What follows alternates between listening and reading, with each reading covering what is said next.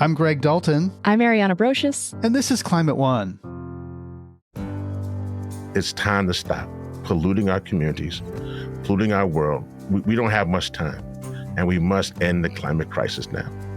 That's Reverend Lennox Yearwood, the inspirational leader of the Hip Hop Caucus, and one of our most compelling interviews of 2023. We'll hear more from him later in the show. A lot has happened in 2023, and we're spending today reflecting on what made us feel a pang of fear and a jolt of excitement.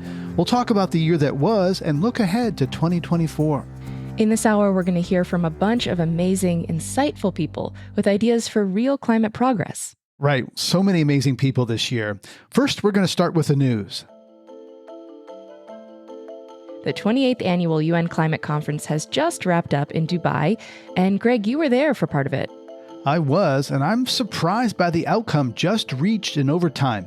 The conference in an OPEC country resulted in nearly 200 nations agreeing to transition away this decade from fossil fuels, oil, gas, and coal.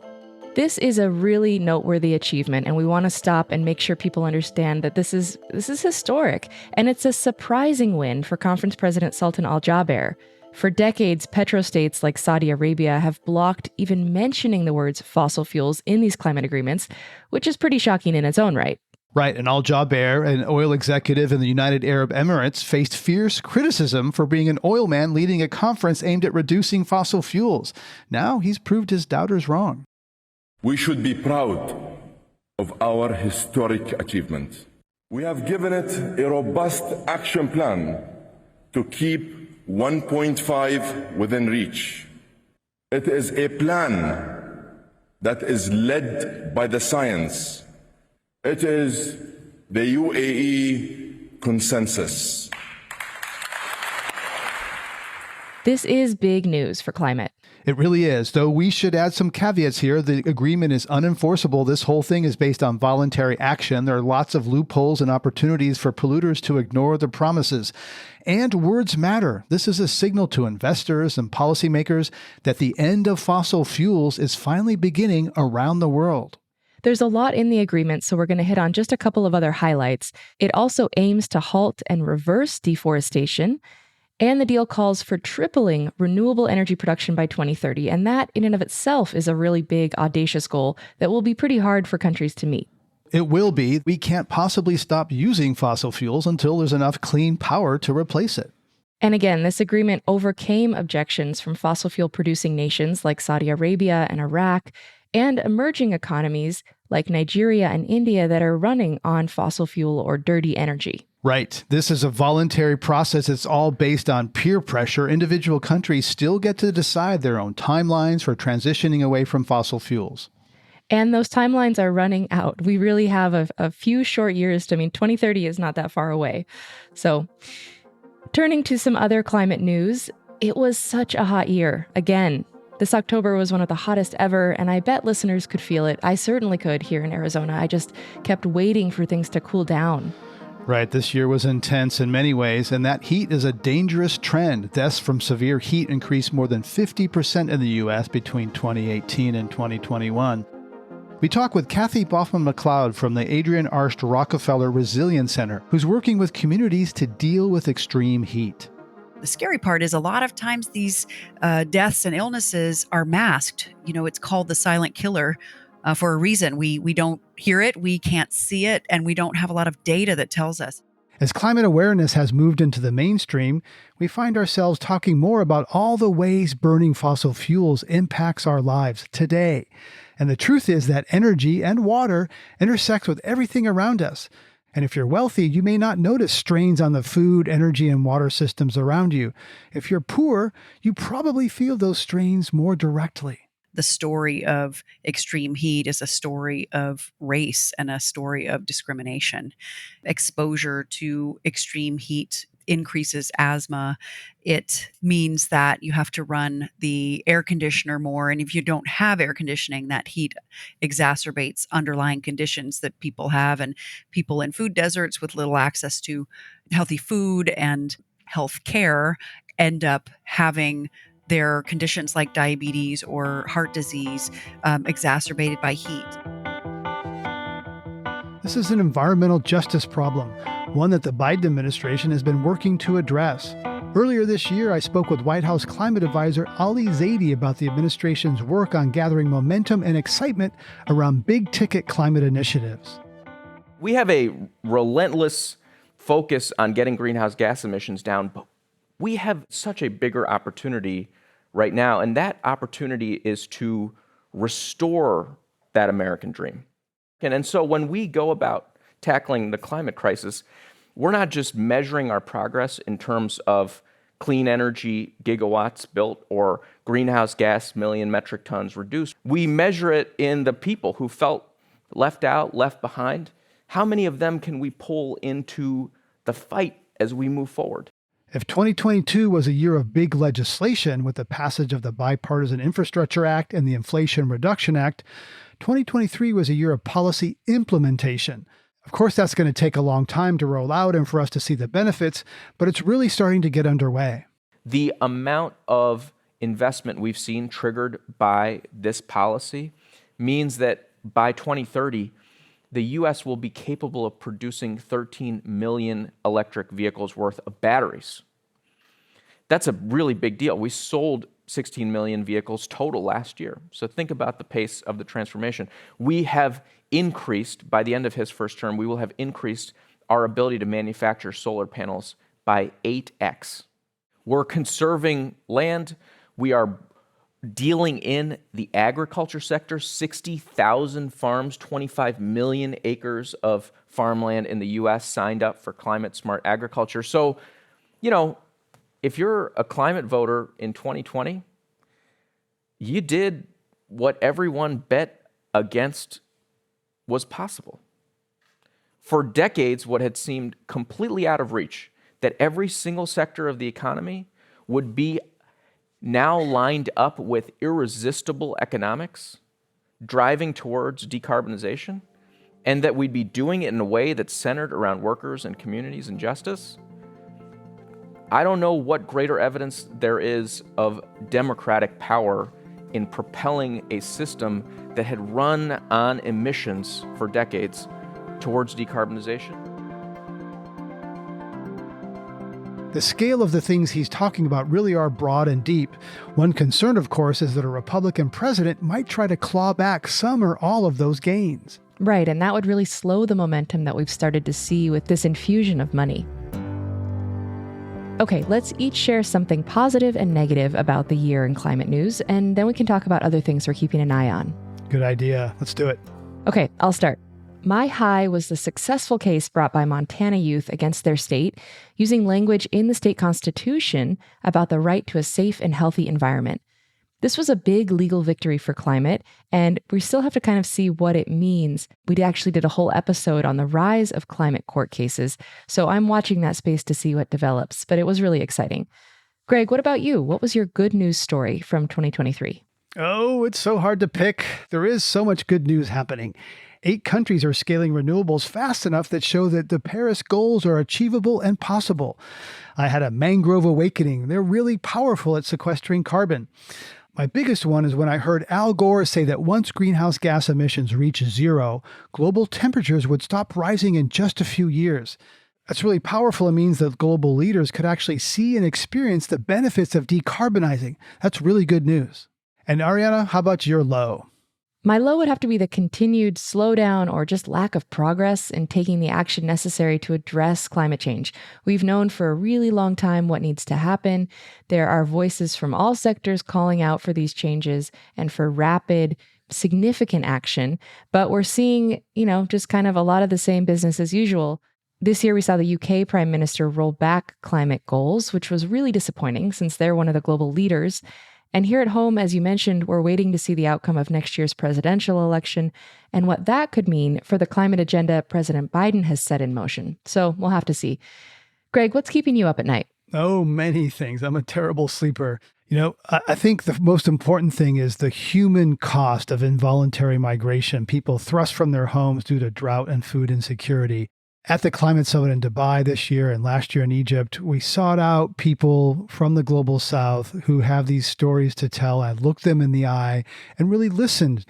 They're really suffering, and that suffering is caused by us burning fossil fuels. And that's going to only continue the longer that we don't take the action that's needed. So, okay, well, let's quickly talk now about what we're looking ahead at and watching for 2024. For me, there's a couple things. As I mentioned, this climate litigation at home and abroad, and also here in the US, the continued developments around the electric grid.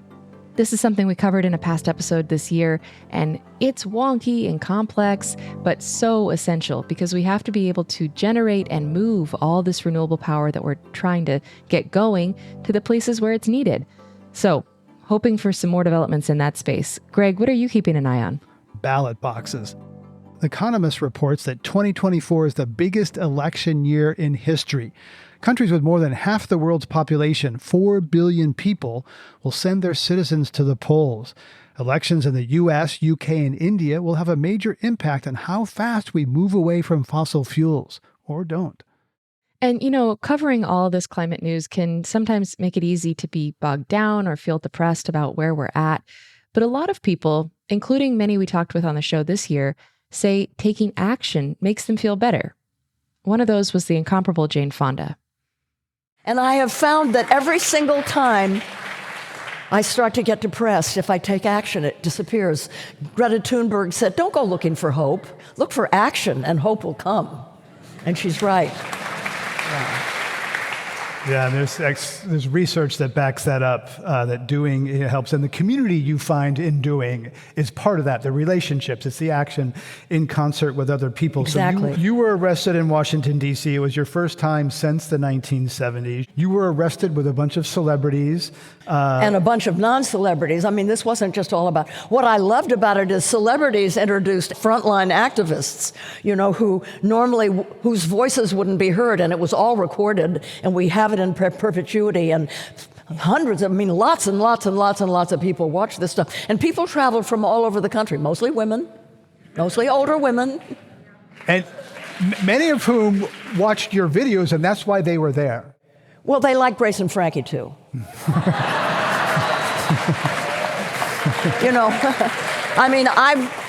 I've been out there in the trenches as an activist when people really hated me. And then I've been out there in the trenches when I was Grace and Frankie and people loved me. And so I've been at both, and it really helps to have a good, successful TV series behind you. You're going out there. You had your mugshot taken, you were handed a bologna and cheese sandwich, you were locked in your cell. What would take us to that moment? What are your thoughts and feelings when you click you're in a jail cell in Washington, D.C. for protesting on climate? This may sound weird, but when you are putting your body on the line for something that you would give your life for, the deepest thing you can possibly believe in, while they're putting the handcuffs on, those white plastic things, they hurt like hell, but you feel so liberated. I felt so free. It was weird, huh? But, I'll have to be honest. I'm white, I'm famous, I'm privileged, so I knew they weren't going to hurt me. I knew that I was safe, so it was really my job to kind of record what was going on. So you did that for a period of time. Many people were arrested, famous people, regular people, lots of brave people. What do you think that Fire Drill Fridays accomplished? Okay. We were not, as has been reported in the press, our goal was not to affect government. We know from the Yale Climate Communications Project that there are a majority of Americans, like 70%, are very concerned about the climate, but they haven't taken action. And they say because they haven't been asked. The great unasked. This is our job now, is to reach the great unasked. We've also got a lot of active climate folks with far less privilege, people who are making a big difference in their local communities. One young person giving me hope is Nalleli Cobo. She lives in South Los Angeles, and the apartment where she grew up is right across the street from an oil well. She became an activist after she started having severe health problems starting around age 9. It got to the point where the nosebleeds got so intense I couldn't sleep in my own bed anymore. I would have to sleep in a chair to prevent choking on my own blood. I developed asthma, and that's something I'm always going to have to live with now. I had heart palpitations and I had to use a heart monitor for several weeks. I got body spasms that were so intense I couldn't walk. My mom would have to carry me from one place to the other. My mom developed asthma at 40, which is really rare, and my grandma developed it at 70, which is unheard of. Nalleli ended up with reproductive cancer as a result of her exposure. She was incredibly resilient and sacrificed her youth to fight the industry and its toxic exposure. Because I was so young, I didn't realize what I was up against. I just thought I was fighting grown-ups, but I did not understand that I was fighting big oil, a multi-billion-dollar corporation. And I think it helped a lot not to know that at the age of 9. She had a few big successes, shutting down their neighborhood well and helping secure the passage of an ordinance that banned new oil and gas development and will actually phase out existing wells in LA County. This year, California Governor Gavin Newsom signed a bill banning new wells within 3,200 feet of schools, homes, and buildings. But oil companies have managed to put an issue on next year's ballot to overturn those community protections. So Nalleli is still fighting. Lives are on the line. There are over 4 million Californians living a mile or less to an active or idle oil and gas well. Think of your mom. Think of your grandma, your niece, your nephew, because these are human lives. Oftentimes we get distracted by the big number or the dots on the map. And we forget that every dot represents a human. And for me, I felt like at the age of 9, someone could look at me in the eyes and say, "You don't deserve to breathe clean air."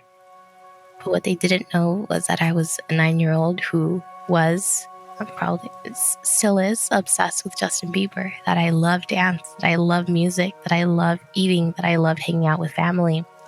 That makes me who I am.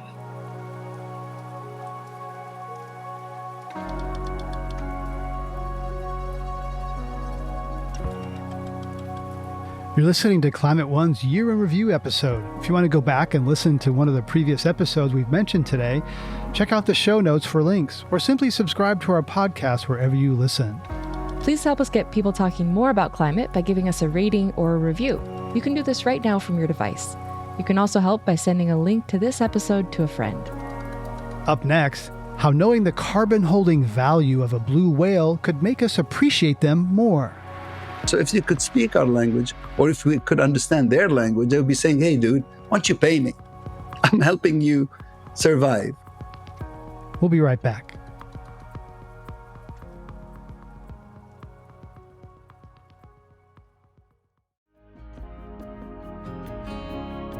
We talked about a lot of different issues and ideas on the show this year, including the role of agriculture, how to decarbonize the trucking industry, and the role of nuclear and hydrogen in a clean energy future.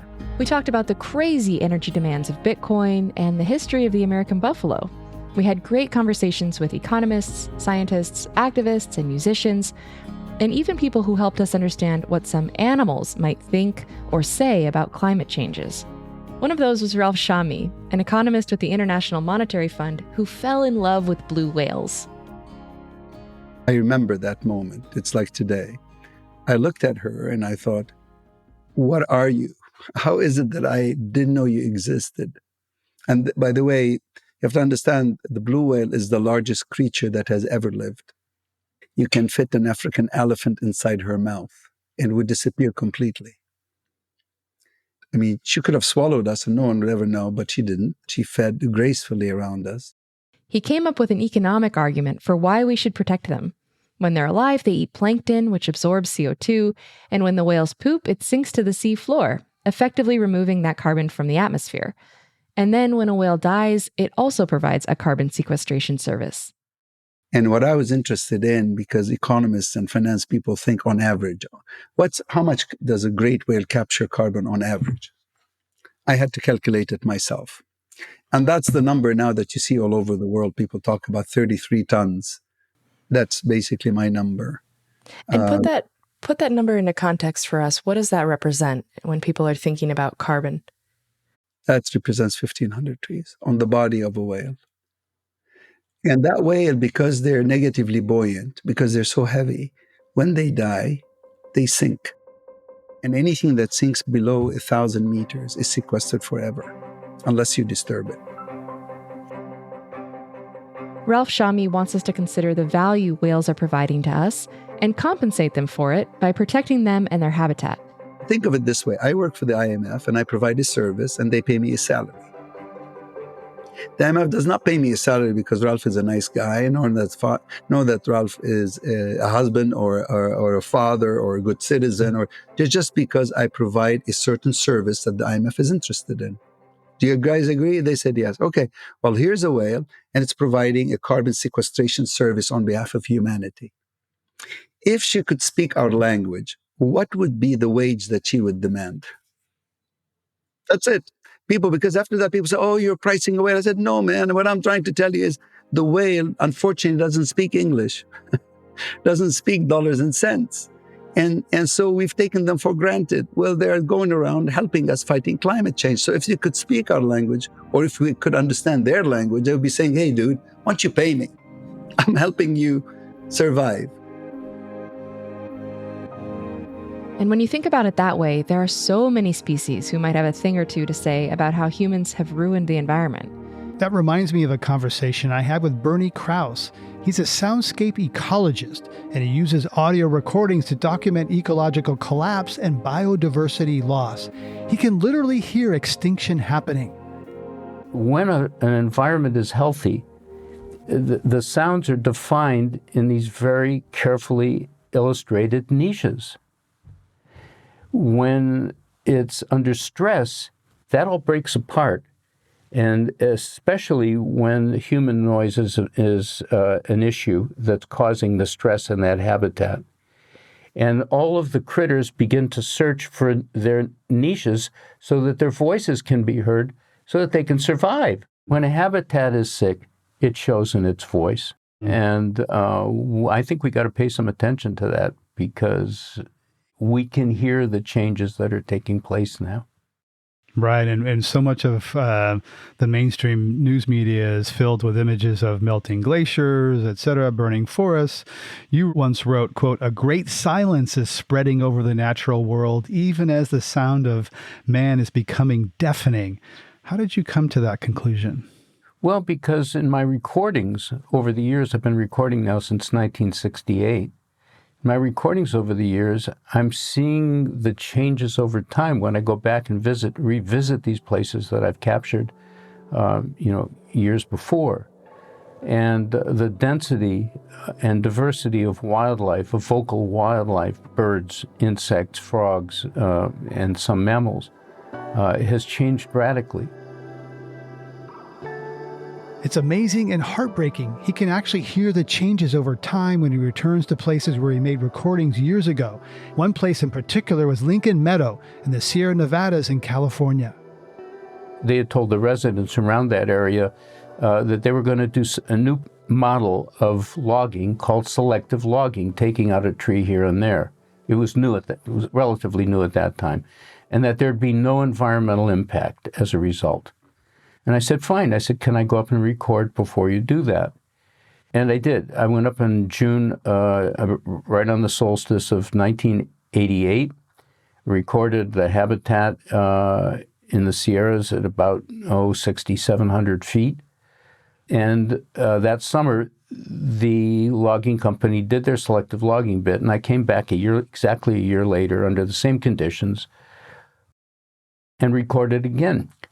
And what I found was that not only were there lots of birds there, but they weren't singing very much. And even though with a photograph, the place looked unchanged, there didn't seem to be a stick or a tree out of place. But to the ear, the difference was astounding. It was so quiet and so scary.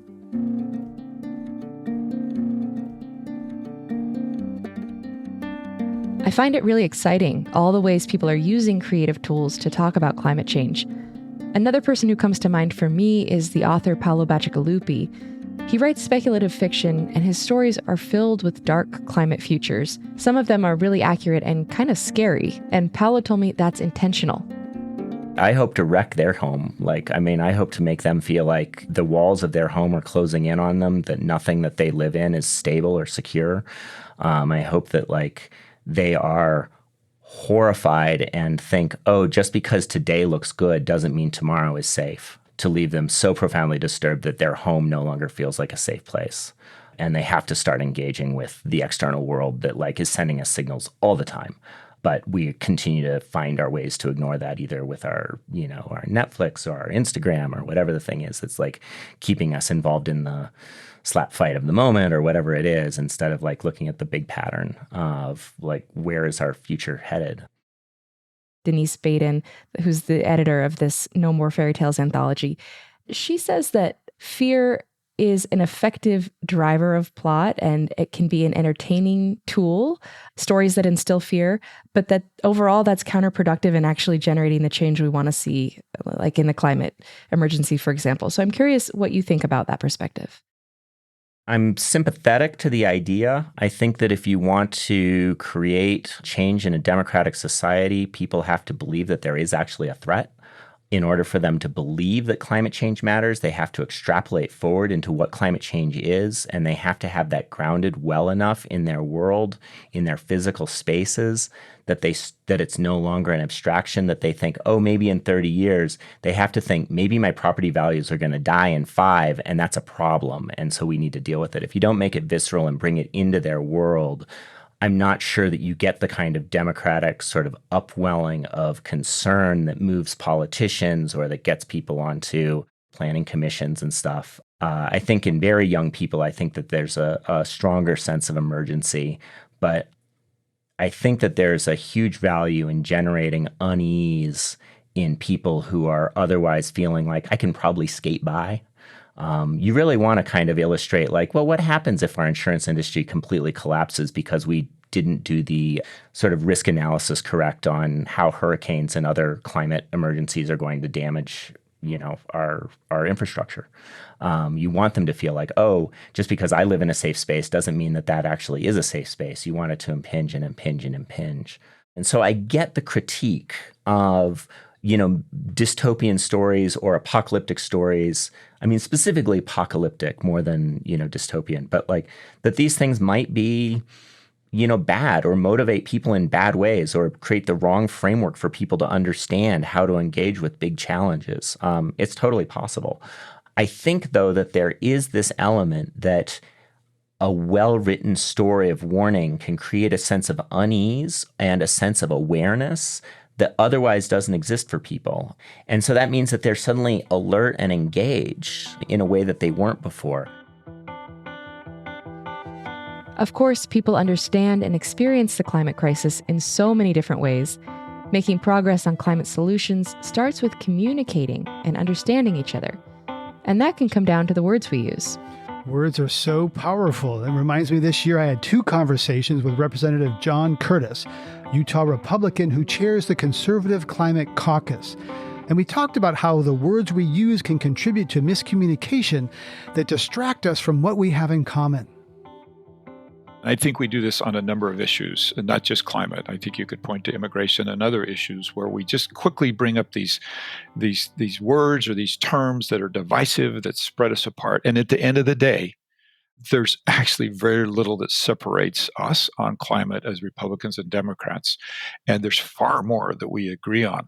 And Republicans do want to leave this earth better than we found it. We have ideas on reducing emissions. And I think a lot of Republicans make the assumption that to be good on climate, they have to embrace the Green New Deal.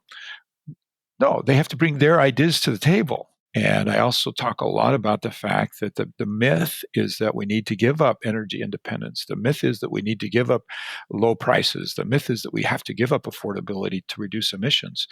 And I think that's turned a lot of Republicans off, that myth. And so we talk about the fact that, let me show you how we do this without sacrificing energy independence. Let me show you how we do this without sacrificing affordability, reliability.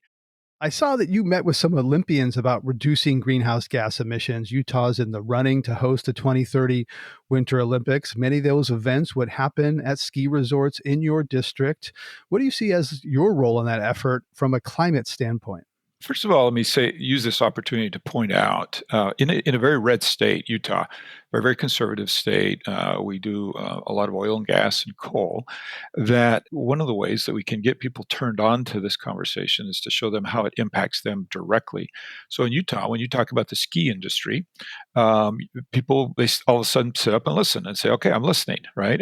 And it's not, and so it's easier for me to point out the shortness of the ski season, that is starting later and ending sooner than it is something 10,000 miles away or 2,000 miles away. And so I think this is a really good opportunity to say, look, local situations sometimes are what it's going to take to get people engaged. And for me, really three things have been very important: pointing out what it's doing to the ski industry in Utah, pointing out the wildfires that we're having, and the drought. And these are three easy places for very conservative Utahns to jump into this conversation and to care. And let me tell you, they care deeply about the Great Salt Lake and the shortage of water. Utahns, regardless of their political affiliation, they care deeply about forest fires. They care deeply about the ski season. And these are not political issues. And so for me, having these things in my state has been a good opportunity to get people engaged who might not otherwise engage in this conversation. Those myths he's talking about are rooted in the information bubbles we live in, and we actually can have a lot of the same things. Renewable energy is cheaper and cleaner, and it can be all American. Yeah, and this idea of needing to connect on shared values and terms is something we also talked about with Senator Cory Booker, a Democrat from New Jersey. I want people to expand their understanding, because the most toxic threat to our nation right now, I believe this, and we have real problems in America and we have real problems globally, but I think the most toxic threat is the hate that is growing on Americans for each other. And this is creating an environment where we can't even talk to each other or affirm our common values. I was campaigning pretty hard in the last midterm election, traveling all around the country, and I sat down on a plane. And I often have people saying nice things to me. Often, unfortunately, you should all send me Mother's Day cards, because I often get called, you mother something else. So I get all kind of reactions across America as I crisscross the nation. But people were being really nice to me on this plane ride. And I sit down next to a mom and a daughter, 80 and 60, and they don't know who I am. And here I am, it's a large African-American male. And for my ego, some people might think this is wrong, but for my ego, I loved hearing what they said. They go, "Sir, who are you? Are you a professional athlete?" And I'm like, well, I could be if I wanted to. But I said, no, ma'am, I'm a United States Senator. And immediately, all of us in America, if you meet a politician, a congressperson, you want to know what tribe they're in. Are they in your tribe, their tribe, or my tribe? The otherizing, the impersonality of that. Where do you stand, with me or against me? Because it's too much. We have a binary world in America. And I said, ma'am, I'm a Democrat. And she looks angry at me and says, I should have brought my Trump hat. Now, there is a moment, all of life, our power is not in what happens to us. Our power is never in the stimulus. It's always in the response. And we have a choice to respond with love, empathy, compassion, or to respond with negativity, hate, lower frequencies of our being. And I look at the woman, and I'm not dancing to this tune.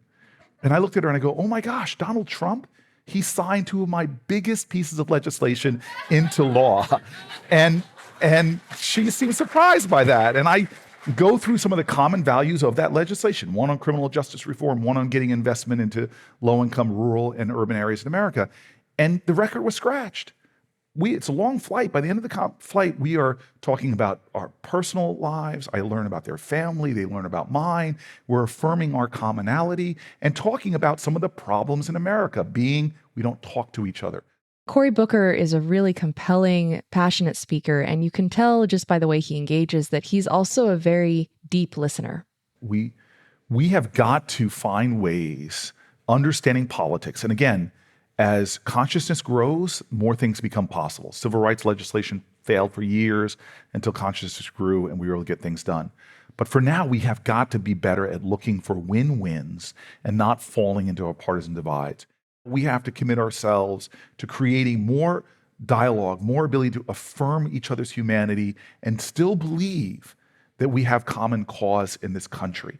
Because when America acts with a sense of increased compassion and empathy and common cause, we dazzle humanity in what we achieve. From immigration laws that let the entire planet's diversity come here and breakthroughs in science, defying gravity, going to the moon, to even affirmations of human rights and human dignity that have put us as a standard bearer for a planet. We can do these things when we stop hating each other, and even if we disagree, find ways to affirm this commonality.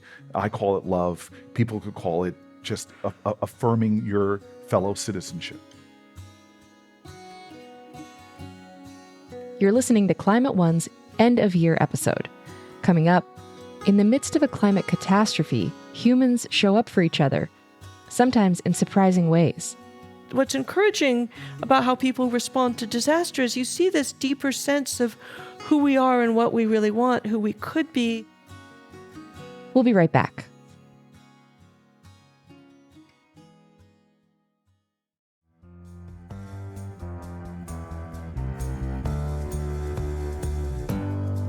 We've been talking about some of the most compelling conversations we had on the show over the last 12 months. I feel grateful there are almost too many to mention. Yeah, I know what you mean. You can hear all of them on our website or in our podcast feed if you missed any. One of my favorite conversations this year was with activist and author Rebecca Solnit, someone who's written many, many books and articles on climate, feminism, and human rights. And she says she finds a lot of value in taking the long view on making progress. Yeah, I think if I have a superpower, it's slowness, which means that I see long stretches of time, which lets you see change. And one thing I run into a lot with climate is people often conflate impossible with unimaginable. Nobody in 1973 could have imagined 2023, but everything good in 2023 is because somebody in 1973 or some past moment fought for it. It behooves us all to do everything we can towards that better future for human rights, for biodiversity, for 30 by 30 and beyond, and for the climate. A lot of despair, et cetera, comes often from people thinking that if we make demands of a government on Tuesday and they don't fall to their knees and say they were wrong and we were right and give us everything we asked for by Thursday, then we failed. And that's just not how change works, although it's how defeat works. Rebecca also talked about why the white Western world cannot just give up on addressing climate disruption. I wrote an essay last year called Despair is a Luxury, because for most of us, giving up, at some level, we secretly know that we can give up and our lives will still be relatively comfortable and safe. And it's easier to give up. Yeah. So what you're really doing is you're giving up on behalf of people. You're saying, let those kids starve, let that ice melt, let those storms destroy the crops of those people in Central America. We who are relatively comfortable, safe, affluent, and therefore powerful, I think have no moral right to give up. And we're giving up, to let other people die first, other people lose first, other species lose first. I don't think it's ethical, and I think the facts say there's a lot worth fighting for now. And fighting for it is a really good way to live. I've read a lot of Rebecca's work, and one concept that really resonates with me comes from a book she wrote called A Paradise Built in Hell: The Extraordinary Communities That Arise in Disasters.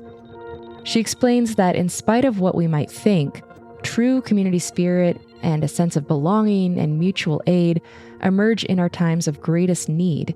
And that's especially powerful considering that in our present and our future, we're going to need real resilience in adapting and dealing with climate disruption and disasters.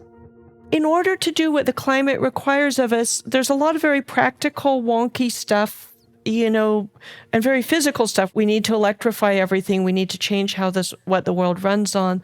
But I also think that we need to change our imaginations, our values, our relationships. What's encouraging about how people respond to disaster is you see this deeper sense of who we are and what we really want, who we could be. And I feel like we have to escape from consumerism. We have to escape from the kind of loneliness and isolation that Silicon Valley and a lot of other structures in our society have helped create. We have to feel that we can have an age of abundance, but abundance will be in confidence in the future and the society we live in, confidence in our institutions and each other, a sense of belonging, a quality of life that will lie in our relationships to other human beings, other species, the natural world. And so I feel like that what disaster shows is that this is who we can be. It kind of shows a way forward, but we need to change the stories we tell about what a good life, a good society, well-being look like as well. I think that's a very powerful concept and one I've heard from other climate leaders. The idea of framing our future as one of abundance, not scarcity or limitation, which causes us to be self-centered and protective and defensive. I had many impactful conversations this year. One that I continue to think about was with Reverend Lennox Yearwood, CEO of the Hip Hop Caucus.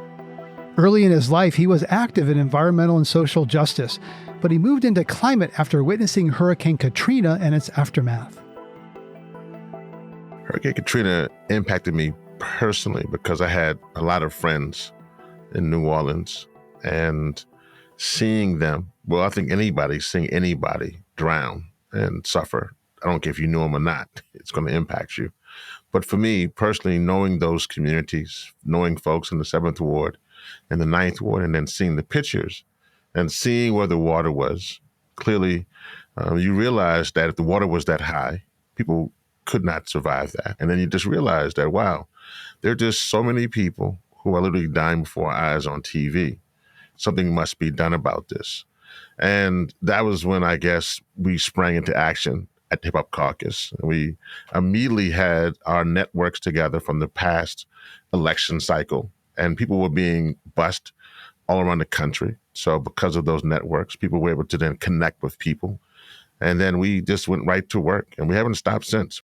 I mean, I had a good friend who lived on Derjewan Street, Mama D, an amazing, beautiful Black woman with these long gray dreadlocks.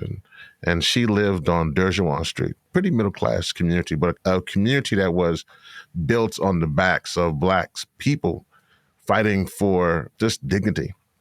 And why I bring her up now is because when she stayed home, she didn't leave like many people could have. She could have left, but she stayed home. And her neighbors, mostly older Black citizens who had to ride on the back of the bus and drink from the segregated water fountains. She stayed around, she was in her own 60s and 70s at the time. And as her neighbors' grandmothers and grandfathers began to float down the street, she would go out there and catch them and tie them to the tree in front of her house. And that, for me, is why we do this work. Because no one, and I mean no one, should have to catch their neighbors floating down the street and tie them to a tree. And so for me, since that time, we, Hip Hop Caucus, created the Gulf Coast Renewal Campaign and have been working to stop literally anywhere, Black or white, Republican or Democrat, neighbors from floating down the street. That's such a powerful image, neighbors floating down the street and reaching out and saving them and bringing them in. Reverend Yearwood is such a unifying force and such a compelling presence in the climate conversation. We have a movement that puts people into buckets. They say, okay, if you're environmental justice, okay, well then go over here. That's where the Black, brown, and indigenous people go. If you're a young person, then go over here with Greta and Thunberg and other groups like that, and y'all stand over here.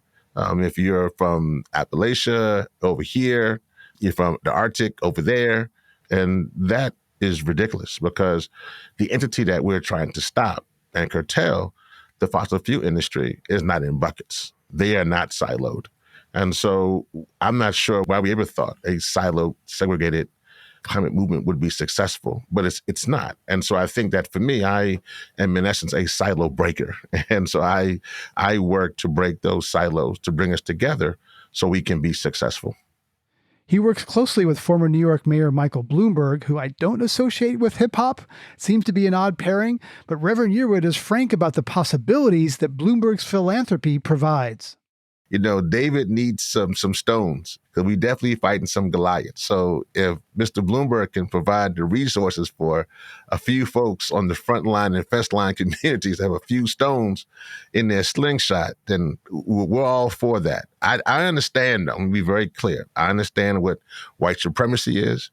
I'm very clear on white privilege is, but I'm also very clear that we are in a crisis. And we're in a crisis that can literally have extinction level type events. And because of that, that means that we have to work together. Rev and I talked about how the climate movement needs better storytellers to get the attention of all kinds of people. Take, for example, the benefit of electric vehicles over gasoline. There's different ways of telling the same story. I mean, if one person is saying that, hey, you can plug in and save the planet, and that's a great story, and we need that story. Other story could be like, man, this EV is super dope, and it goes really fast, and it's a lot of fun to drive. That may turn different people on. Sometimes, you know, you got to make things a little sexy, right? I mean, that's what's important also. I think people need to see it just differently. And that's why I think culture is so important, food and fashion, and how we view things. And also, I think the movement has a tendency to only create the deep end. And this is one of my things, where everybody has to go to the highest diving board and leap off into the pool, into, 15-foot water. The pool, though, should have two ends. It should have the deep end, which is important. But it should also have the shallow end where the babies can get in and in their little diapers and they can play around the water. And that's the same pool, the same water. But it allows for everybody, the babies on one side, but also those who want to dive off the deep board on the other side, to be all in the same pool. I think the movement doesn't understand that. I think they just want to create just the deep end of the pool. But you need to create the shallow end so folks can come in and learn. And I think that's what the Hip Hop Caucus is doing. They're creating a pool, the same water, same pool, same thing, but it allows for different people at different levels to feel comfortable and be in the pool at the same time. I was awed by Reverend Yearwood's dedication and willingness to give everything he has to the climate cause, especially in spite of the fact that he feels his activism puts him at increased personal risk of violence. I have children and I have a family and I have friends. And so no doubt about it, I would love to be here in old age.